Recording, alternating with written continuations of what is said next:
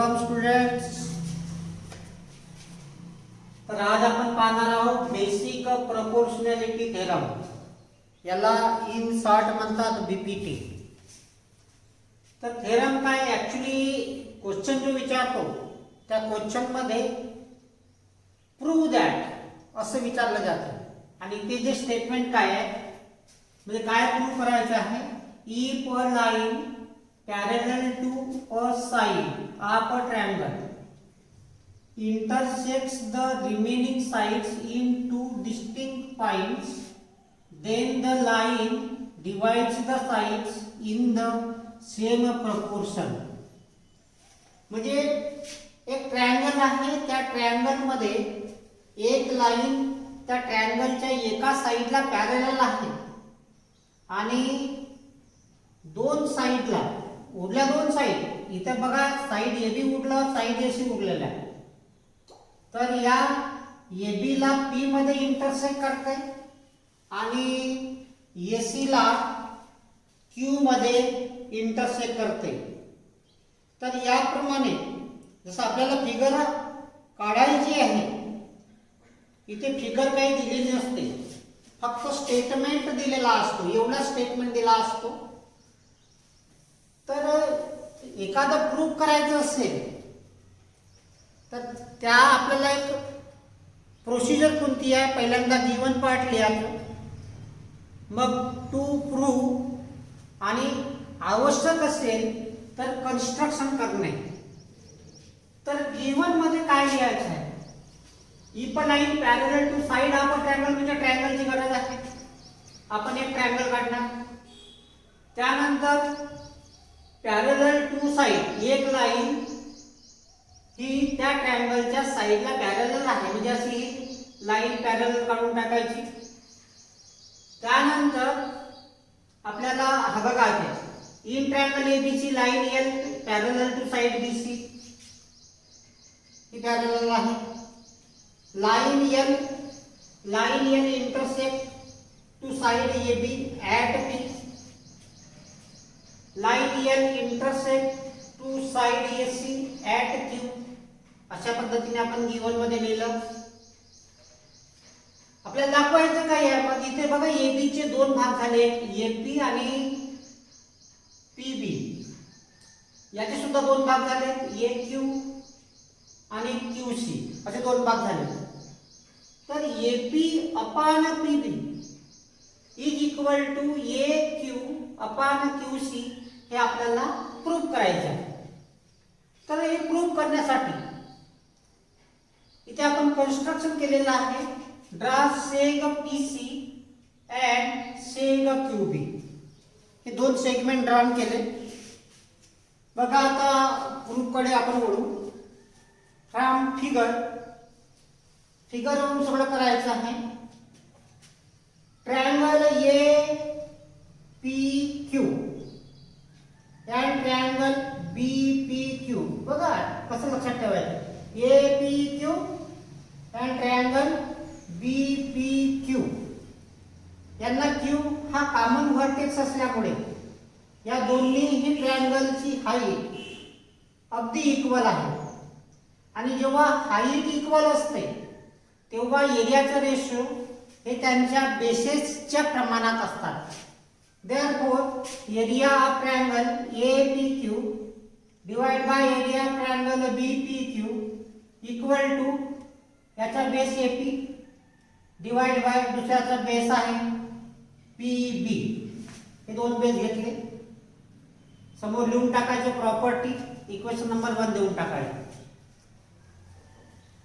Similarly आता या बाजूचा आपण विचार करू. Triangle APQ and triangle CPQ. कोणतं APQ आणि CPQ हे दोन ट्रायंगल. यांना P हा कॉमन व्हर्टेक्स आहे. कॉमन व्हर्टेक्स असल्यामुळे APQ आणि CPQ या दोन्ही ट्रायंगलची हाईट इक्वल आहे. हाईट इक्वल आहे. Therefore, area triangle APQ divided by area of triangle CPQ equal to AQ upon QC. by property. Equation number 2 दिलं. Now P line L parallel to line BC. त्या आधीच आपण सांगितलेलं आहे. That is the seg PQ parallel to seg BC. यामध्ये आपल्याला लिहिता येईल G1. Now PQ is the common base of triangle BPQ and CPQ. या दोन्हीही ट्रायंगलचा PQ हा कॉमन बेस आहे. But these two triangles lie between parallel line. परंतु दोन्हीही ट्रायंगल हे दोन पॅरलल लाईनच्या आतमध्ये आहेत आणि त्यांचा बेस हा कॉमन आहे. त्यामुळे त्यांचा एरिया सुद्धा हा इक्वल असतो. Therefore area of triangle BPQ equal to area of triangle CPQ by property. From 1 to 3 this left hand side equal to this left hand side.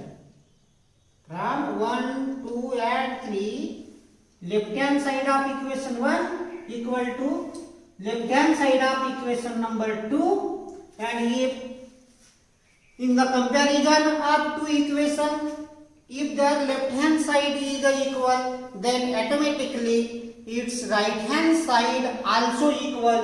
Therefore AP upon PB equal to AQ upon QC. तर याप्रमाणे हा theorem आपण prove केलेला आहे. Theorem अत्यंत महत्त्वाचा आहे, बऱ्याचदा एक्झाम मध्ये आलेला आहे. त्यानंतर आपण बघणार आहोत कॉन्व्हर्स ऑफ बीपीटी. म्हणजे हा जो बेसिक प्रोपोर्शनॅलिटी थेरम आहे त्याचं कॉन्व्हर्स म्हणजे उलट.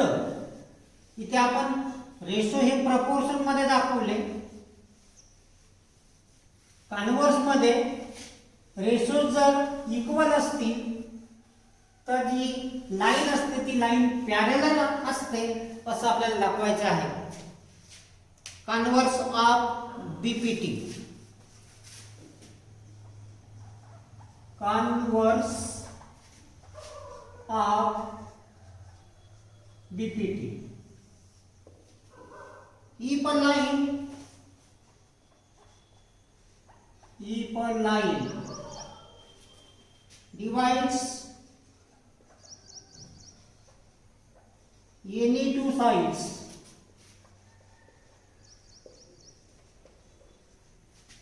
of a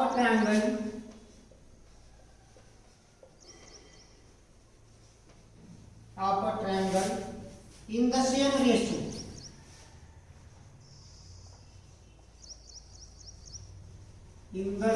ratio, then the line is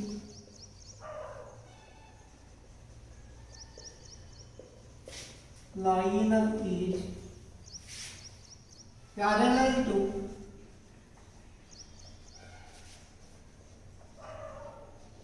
the third side.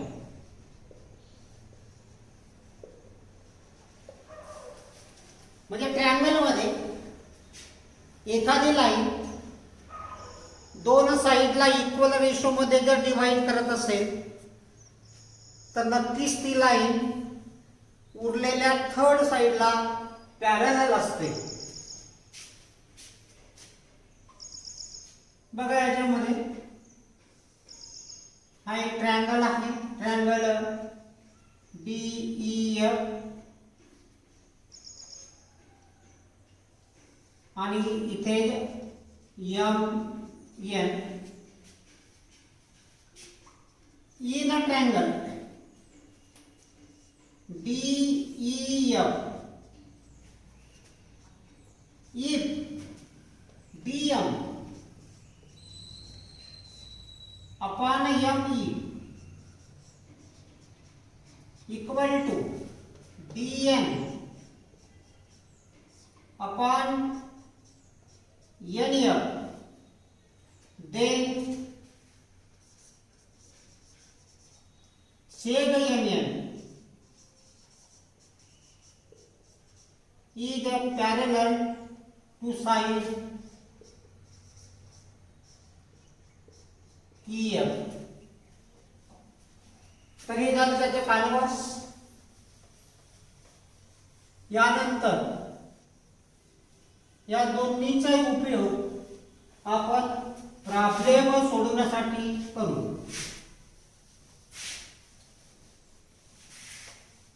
Next example.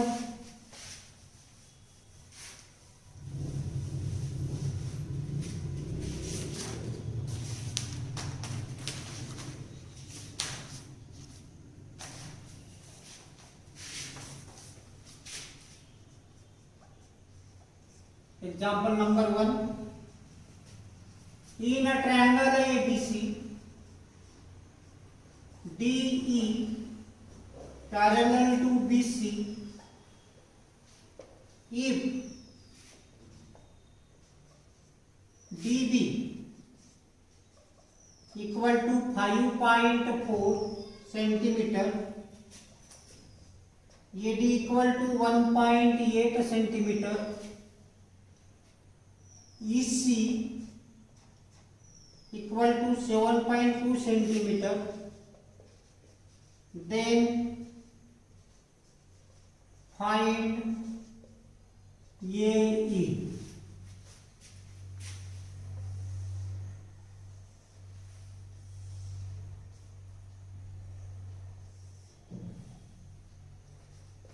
A, D, B, इथे सी आणि ई. बघा काय काय दिलेलं आहे. डीबी, डीबी हा 5.4 सेंटीमीटर दिलेला आहे. एडी 1.8 सेंटीमीटर दिला आहे. ईसी 7.2 सेंटीमीटर दिलेला आहे. आणि येही आपल्याला फाइंड आउट करायचं आहे. बघा याचं solution. In a triangle ABC, त्या ABC ट्रायंगल मध्ये DE parallel to BC given by BPT. BPT means basic proportionality theorem. काय होईल? AD upon DB equal to AE upon EC. AD upon DB equal to AE upon EC. त्यांच्या corresponding values put up करून टाका. AD is 1.8, 5.4 equal to AE तर find out करायचा आहे आणि हा 7.2. Cross multiplication 1.8 into 7.2 equal to AE into 5.4. Therefore, AE equal to 1.8 into 7.2 आणि divide मध्ये 5.4. सगळ्या ज्या संख्या आलेल्या आहेत त्या प्रत्येकामध्ये डेसिमल पॉइंट आहे. आपण इथून एक डेसिमल पॉइंट काढून टाकू. याला इथे शिफ्ट, याला इथे शिफ्ट, म्हणजे भाग देण्यासाठी खूप चांगलं होईल. AE 18 7.2 divide by 54. म्हणजे इथलाही आपण डेसिमल पॉइंट रिमूव्ह केला. इथला होईल 18 × 54 1. Therefore AE equal to 7.2 divide by 3. आता डिवाइड करा.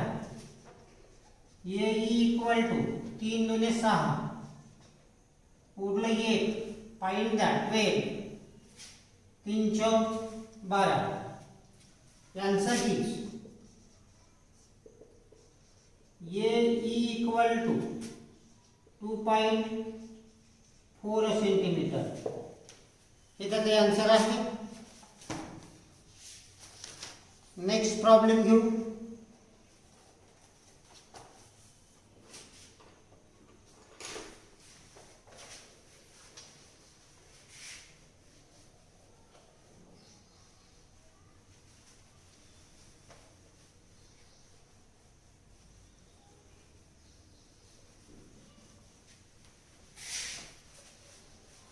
हे जे प्रॉब्लेम्स आहे,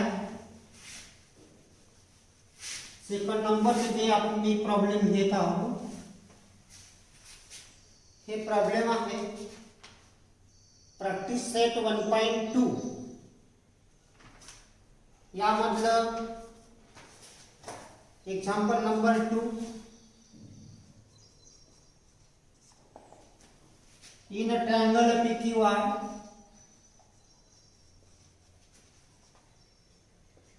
PM equal to 50,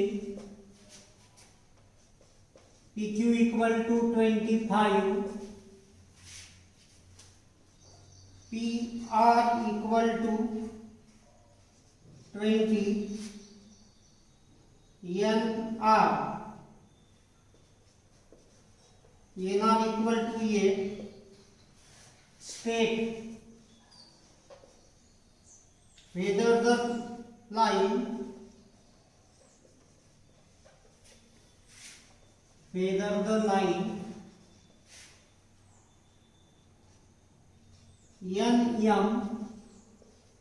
is parallel to side PQ. Give reason.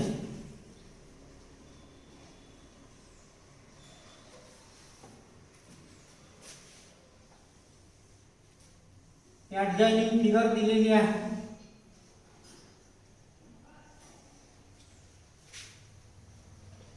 P N R, P इथे M आणि Q. हे आपल्याला ठरवण्यासाठी पहिल्यांदा चारही भागाची लेंथ आपल्याकडे उपलब्ध आहे का ते पाहायचे. Solution PM equal to 15,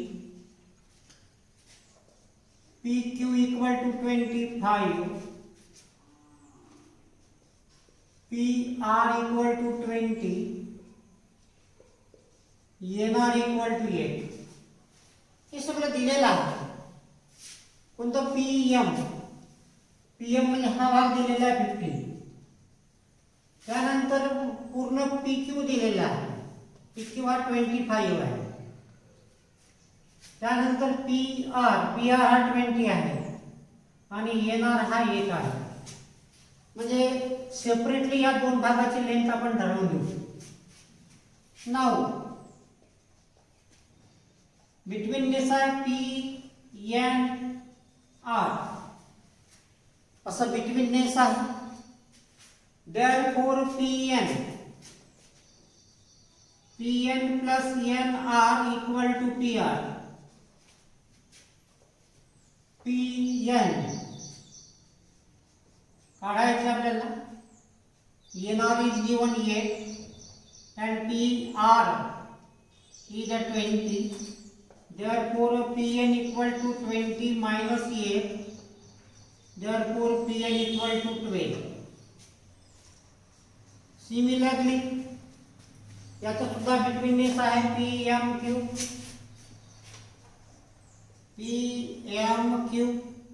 Therefore PM plus MQ equal to PQ. PM तो दिला आहे 15, MQ ठरवायचा आहे, PQ सुद्धा दिलेला आहे 25. Therefore MQ equal to 25 minus of 15. Therefore MQ equal to पुढलं 10. तर या पद्धतीने MQ आणि PN यांच्या किमती ठरवल्या. नाव PN upon NR. बघा व्हॅल्यू ऑफ PN इज 12 आणि NR इज 8. बघा यांचं कॉमन फॅक्टर कोणता आहे? त्या दोन्ही संख्या 4च्या पाड्यामधील आहेत, म्हणजे 4 ने या दोन्ही संख्यांना भाग जातो आहे. 4 गुणे 8 आणि 4 3 12 means remaining is 3/2. Number 1. Similarly, PM upon MQ. PM is 15, MQ is 10. या दोन्ही ज्या संख्या आहेत या 5च्या पाड्यामधील आहेत, म्हणजे 5 ने या दोन्ही संख्यांना आपल्याला डिवाइड करता येते. 5 गुणे 10 5 3 15 means 3/2.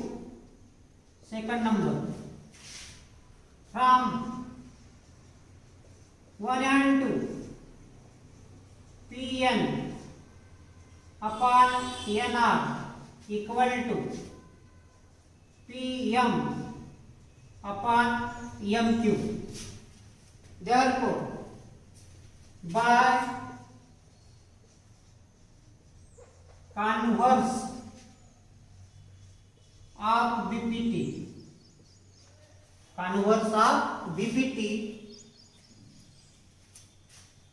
line MN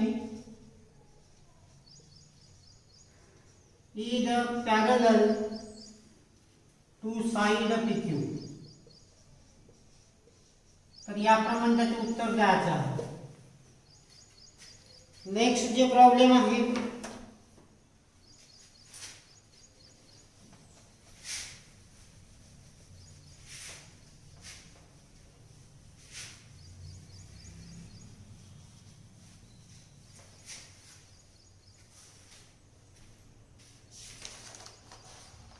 problem number तिथलं 4. नेक्स्ट एग्जाम्पल पेज नंबर 14 वरचं एग्जाम्पल नंबर 4 आहे. Measures of some angles. Measures of some angles in the figure.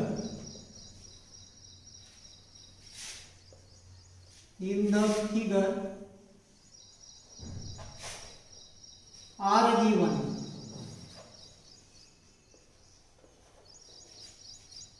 Prove that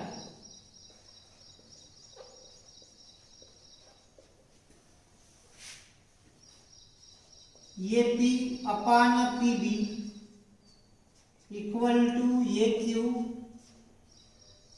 upon QC.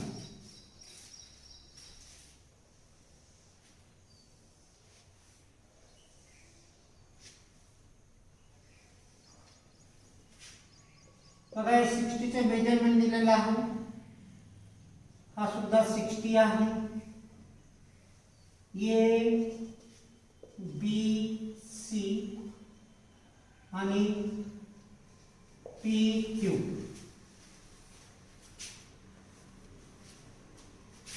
बघा याचं solution. Angle P is congruent to angle B equal to 60 degree. बघा इथे दोघांचंही measurement 60 दिलेलं आहे, परंतु इथे जर आपण पाहिलं ते दोन्ही अँगल करस्पॉन्डिंग अँगल्स आहेत.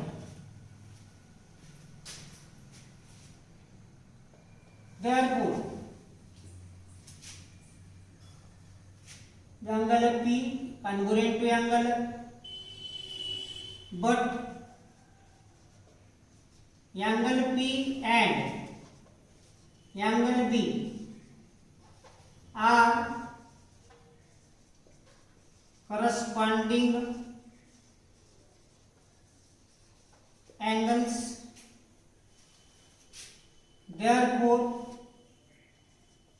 seg PQ is parallel to seg BC. म्हणजे हे एकमेकांना पॅरलल आहे. Now in a triangle ABC, seg PQ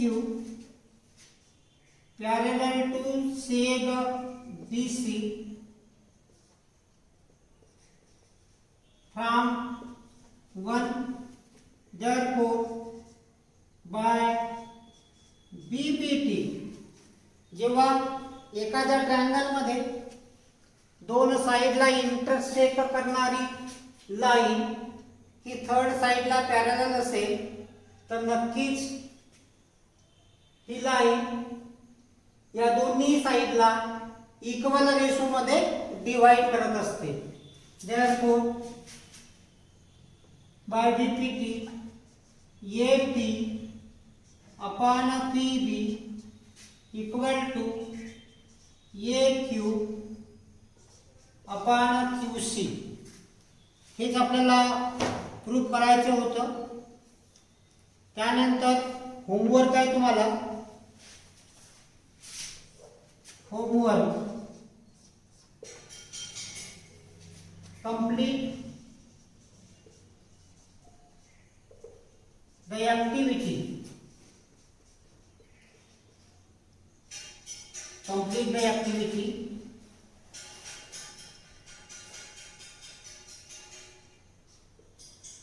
In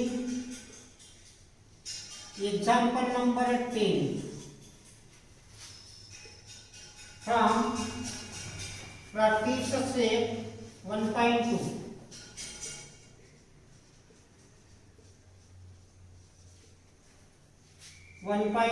या प्रॅक्टिस सेट मधली जी 10 नंबरची ऍक्टिव्हिटी दिलेली आहे ती तुम्हाला कंप्लीट करायची आहे. बाकीचे उरलेले जे एक्झाम्पल्स आहेत अंडर कोविड-19 ज्यामध्ये 25% हा सिलेबस कमी करण्यात आलेला आहे त्यामधले एक्झाम्पल्स आहेत ते एक्झाम्पल करायची गरज नाही.